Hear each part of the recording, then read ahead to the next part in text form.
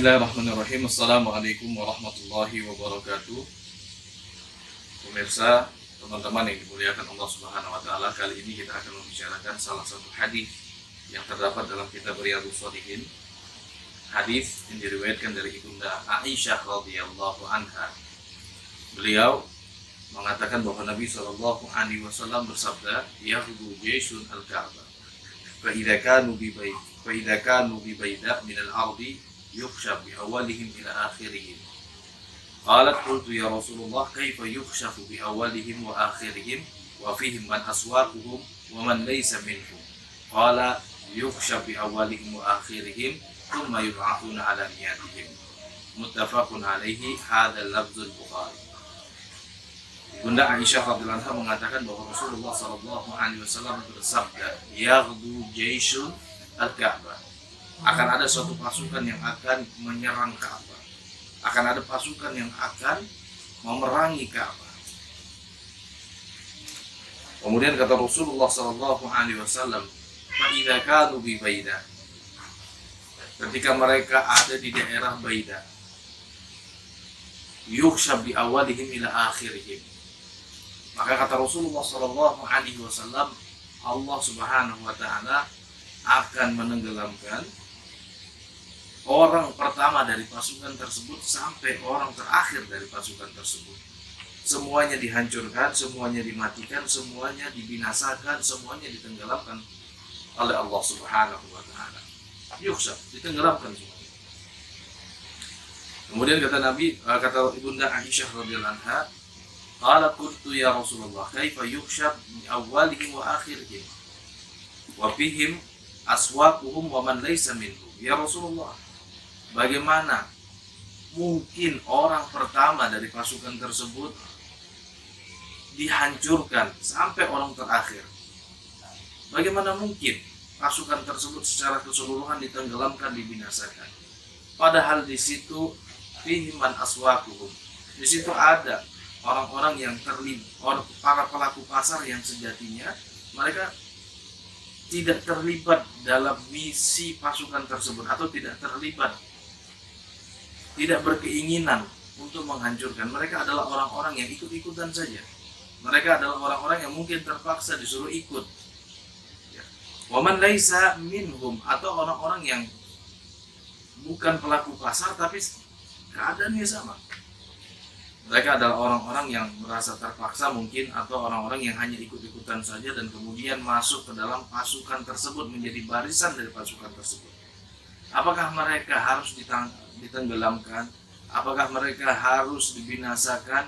Mereka dihancurkan juga ya Rasulullah.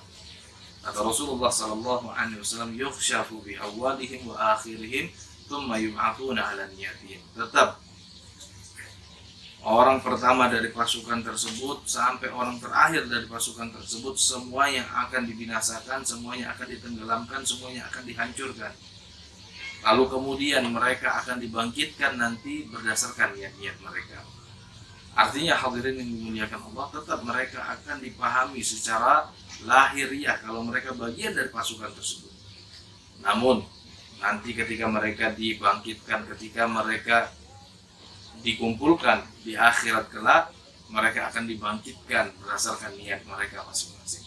Nah, dari sini hadirin yang dimuliakan Allah Subhanahu wa taala, hadis ini mengajarkan kita untuk hati-hati memilih teman, hati-hati bergabung dengan sebuah kelompok, karena secara syariah kita akan dihukumi secara lahiriah kalau kita berada bersama kelompok tersebut.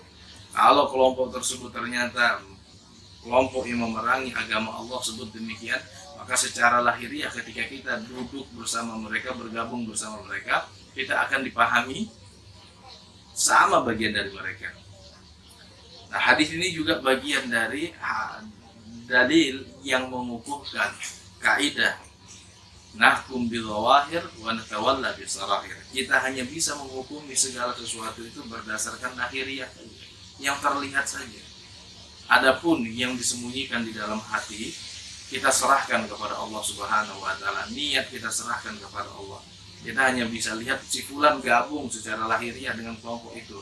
maka si fulan akan juga dihukumi sama dengan kelompok tersebut.